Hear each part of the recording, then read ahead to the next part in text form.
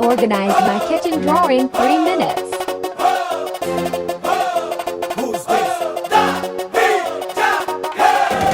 A few moments later.